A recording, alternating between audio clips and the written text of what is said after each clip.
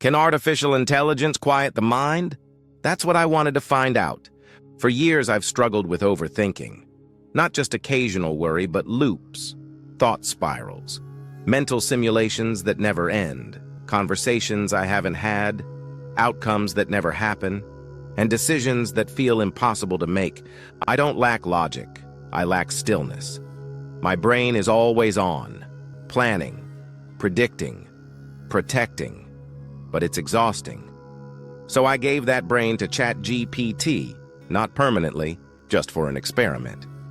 I told it, act as my cognitive clarity coach. For 7 days, design a plan to reduce overthinking using principles from cognitive behavioral therapy, stoicism, and behavioral design. Help me reclaim mental peace. The plan it gave me? Surprisingly practical, uncomfortably honest, and maybe genius. Day 1 began with awareness training. Every time I noticed a looping thought, I had to write it down. No judgment, just track it. By noon, I had 12. By evening, 31. Themes emerged: fear of judgment, fear of failure, wanting to say the right thing, regret about something I said years ago. None of it was productive. ChatGPT said overthinking thrives in ambiguity.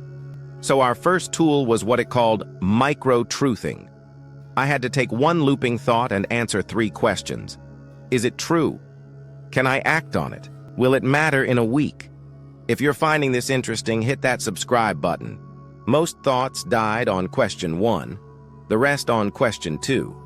On day 2, the AI introduced something called cognitive decoupling. Every time I felt stuck in a loop, I had to write the thought as if it was happening to someone else, a fictional character. My friend Jordan keeps thinking he'll mess up his presentation and everyone will judge him. Seeing it externalized stripped it of its power. It became a story, not my identity. On day 3, we added friction. Every overthinking spiral had to be followed by 10 push-ups. The idea? Create a physical cost to mental rumination. I thought it was dumb. But halfway through the day, I realized I'd gone 2 hours without looping, because my body was tired of paying for my brain's chaos. Day 4 was about replacement.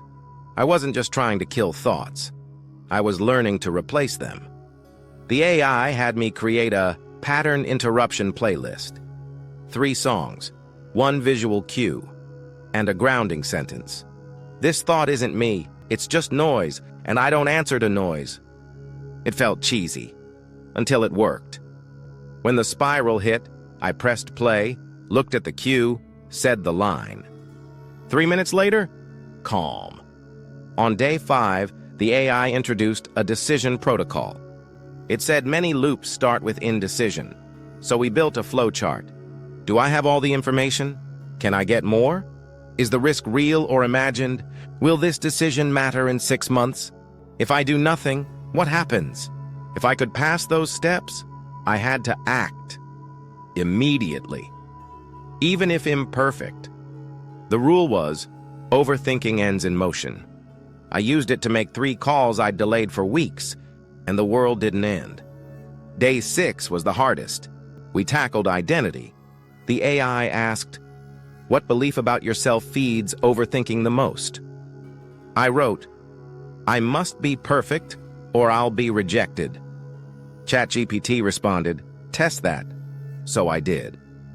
I sent a friend a voice message with 3 awkward pauses. I posted something online without rewriting it 3 times. I told a colleague I didn't know the answer. No rejection, just connection. That night I journaled. The real fear isn't messing up. It's being seen.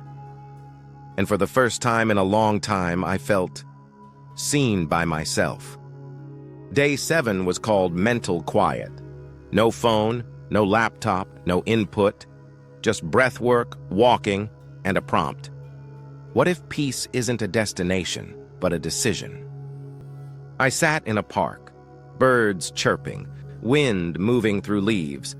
My thoughts slowed, not perfectly, but enough. Enough to notice I hadn't spiraled all morning. Enough to feel like silence wasn't a threat, but a gift. When the experiment ended, the AI gave me a final message. You were never broken. Your mind was overprotected, overtrained in forecasting and defense. But you can teach it new rhythms. You already are. I saved that. Because here's the truth. AI didn't cure my overthinking, but it gave me a system to meet it, tools to catch it, and proof that the voice in my head isn't always wise, it's just loud. Now, when the spiral begins, I don't panic. I smile. I say, I see you. I've trained for this. And then, I return to peace. If this helped you, hit that subscribe button.